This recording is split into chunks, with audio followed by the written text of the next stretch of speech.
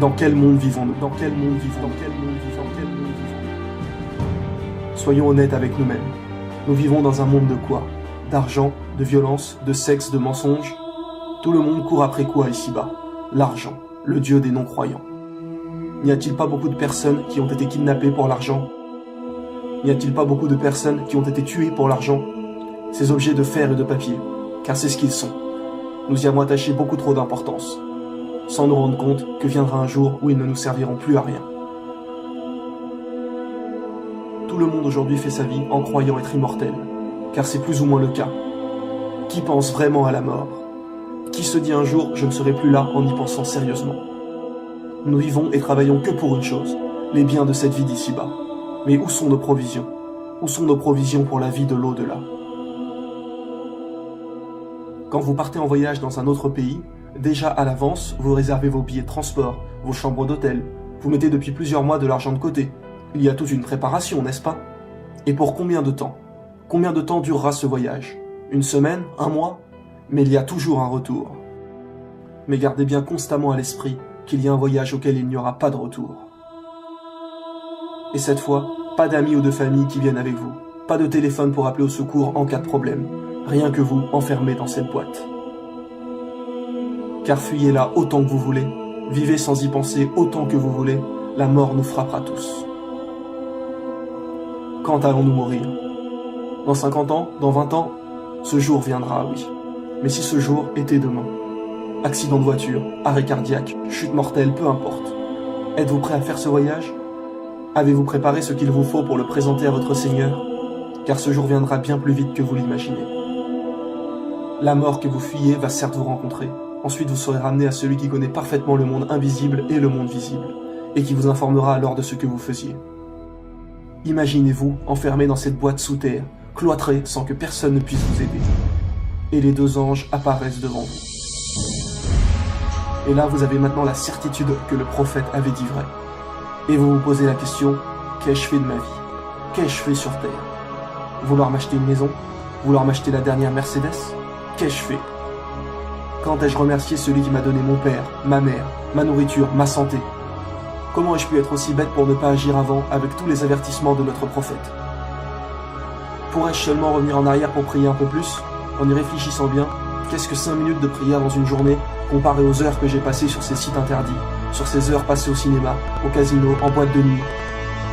En y réfléchissant vraiment, à toutes ces heures perdues, qu'est-ce que cela m'a apporté? Il faut que je trouve le moyen de revenir en arrière. Seulement quoi? Il est trop tard. Les deux anges vous regardent et vous posent les 3 questions fondamentales qui sont: quel est ton Dieu? Quelle est ta religion? Et qui est ton prophète? En sachant cela, beaucoup de gens se rassurent tout seuls en se disant: ah, ça va, c'est facile, maintenant que je sais quelles sont les questions, je pourrai répondre. Seulement ce jour-là, ce n'est pas votre langue qui parlera, mais votre cœur. Et si vous ne croyez pas fermement en Allah et en ses prophètes, la seule réponse qui sortira de vous sera des bégaiements. Et la punition annoncée de notre Seigneur sera vérité. Pour ceux qui auront été pieux, les anges leur ouvriront une porte de l'enfer et leur diront: voilà ce que vous auriez eu si vous n'aviez pas cru en Allah. Puis ils leur ouvriront une porte du paradis et leur diront: voilà ce que sera votre récompense pour avoir été pieux sur terre. Et pour ceux qui n'ont pas cru, les anges leur ouvriront une porte du paradis et leur diront: voilà ce que vous auriez eu si vous aviez cru en Allah. Puis ils ouvriront une porte de l'enfer et diront: voilà votre destination pour votre médisance. Les musulmans patienteront baignés dans le bonheur, attendant que le jour du jugement arrive, tandis que les autres subiront les affres de la tombe jusqu'au jour de la rétribution. Et quand toute âme sera morte et qu'il ne restera plus rien de la terre, alors le jour du jugement dernier arrivera. Nous serons tous terrifiés, affolés, chargés de nos fardeaux. Et malheur à celui qui aura tourné le dos à la religion, car il supportera une charge bien lourde. Allah nous dit en parlant des non-croyants qui ne pensent qu'au bien d'ici-bas: ces gens-là aiment cette vie éphémère et laissent derrière eux un jour bien lourd, le jour du jugement dernier. Car inévitablement, toute âme se présentera devant Allah et répondra de ce qu'elle a œuvré. C'est pour cela que notre bien-aimé prophète l'a répété 2 fois dans son dernier sermon. Il nous a dit: souvenez-vous, un jour vous vous présenterez devant Dieu et vous répondrez de vos actes. Et ça y est, ce moment arrive. Imaginez-vous tous ces moments où nous avons pensé à Dieu, à comment cela allait être, à ces moments de doute, d'hésitation. Et ça y est, Allah est devant nous. Plus de doute, nous le voyons avec l'œil de la certitude. Et vous savez que devant toute la création, vos actes vont être révélés. Toutes les choses abominables que vous avez commises en secret seront mises à jour. Pensiez-vous vraiment que personne ne vous regardait? Certes, Allah est parfaitement connaisseur de ce que vous faites. Il sait ce que vous cachez ainsi que ce que vous divulguez.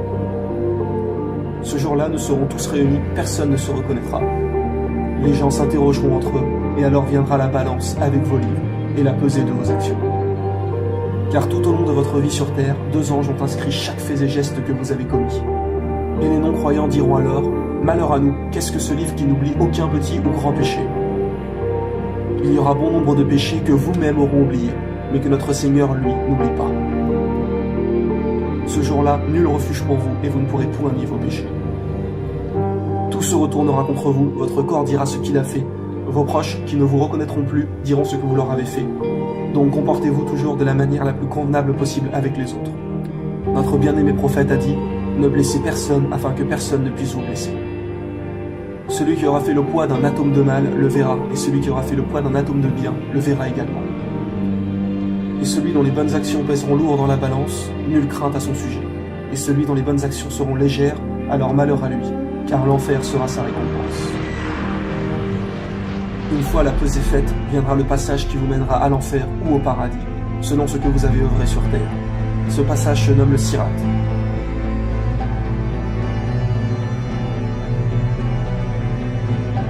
Il n'est pas un seul d'entre vous qui ne doive un jour aborder de front l'enfer. Ainsi en a décidé le Seigneur par arrêt sans appel. Nous sauverons ensuite ceux qui auront été pieux et y laisserons les réprouvés prostrés à jamais. Les gens arriveront devant le pont et commenceront à y passer selon la qualité de leurs œuvres. Certaines personnes le franchiront en un éclair. Et plus vous aurez été quelqu'un de pieux, plus votre passage se fera rapidement et simplement.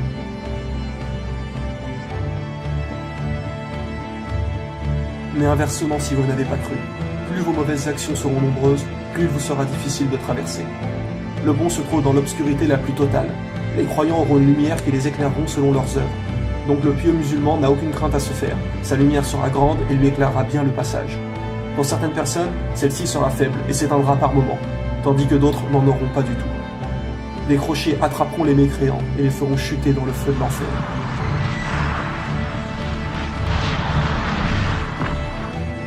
Beaucoup de gens n'ont pas voulu croire, ont crié au mensonge, ont été orgueilleux. Il leur sera dit, entrez en enfer et goûtez au châtiment que vous traitiez de mensonge. Imaginez-vous être en prison pour 20 ans par exemple. Imaginez-vous la souffrance que cela doit être. Pourtant, il n'y a pas de souffrance physique, seulement mentale. Mais en enfer, la souffrance est physique et mentale. Ses habitants ne cesseront jamais de brûler. Son feu est 70 fois plus chaud que celui que nous connaissons ici-bas. Imaginez seulement quelques secondes votre main dans le feu. Alors tout le corps sans cesse. Et quand quelqu'un est en prison, il lui reste toujours quelque chose. C'est l'espoir. Quelqu'un qui reste 20 ans en prison, il se dira toujours « un jour je finirai par sortir ». Il y a toujours un but qui vous fait avancer, une lueur au bout du tunnel. Mais en enfer, ce n'est pas pour 20 ans, ni pour 100 ans, mais pour l'éternité. Imaginez un peu ne jamais en sortir. Quand nous subissons quelque chose, nous savons qu'il y a une fin. Alors nous avons toujours espoir, et cette pensée qui nous dit qu'un jour cela se finira. Mais en enfer, il n'y a pas de bout du tunnel, il n'y a pas d'issue. Allah nous dit que nos peaux seront plus épaisses pour bien brûler, et qu'une fois brûlées, ils nous donneront une nouvelle peau pour souffrir de nouveau. Cela est intéressant car nous avons découvert récemment que les terminaisons nerveuses sont dans la peau. C'est-à-dire que si vous vous brûlez la peau, vous allez avoir mal, mais une fois brûlée, si vous remettez cette partie au feu, vous n'aurez plus mal, car la peau est déjà consumée. Et que nous est-il dit ? Certes, ceux qui ne croient pas en nos révélations, nous les ferons entrer dans le feu. Chaque fois que leur peau sera consumée, nous leur en donnerons une autre en échange, afin qu'ils goûtent au châtiment. Certes, Allah est puissant et sage. Réfléchissez bien à ces choses-là, car après, il sera trop tard. Au jour de la résurrection, Dieu demandera à celui des damnés dont le châtiment sera le plus léger, « Si tu possédais tout ce que tu voulais sur la terre, tout l'argent du monde, le donnerais-tu pour te racheter ?» Il dira « Oui ». Et Dieu lui répondra, « Je t'avais pourtant demandé bien moins que cela, mais tu as préféré t'enfler d'orgueil et ne rien savoir. Mais tu as préféré t'enfler d'orgueil et ne rien savoir. Tu as préféré t'enfler d'orgueil et ne rien savoir. »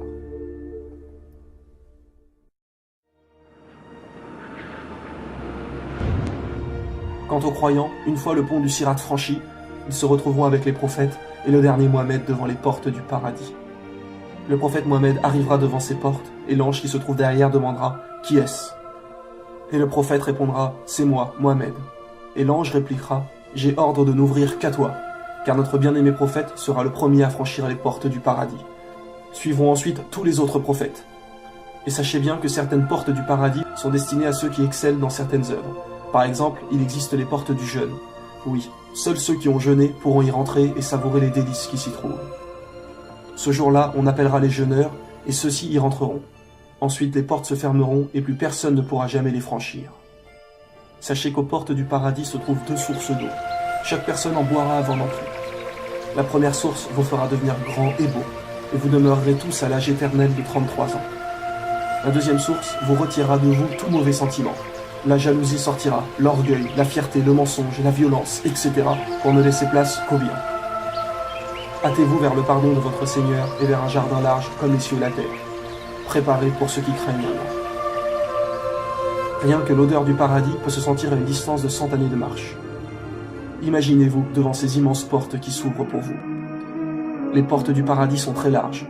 Une marche de 40 années sépare un battant de l'autre. Et pourtant, ceux qui entreront au paradis seront en si grand nombre que ces passages regorgeront.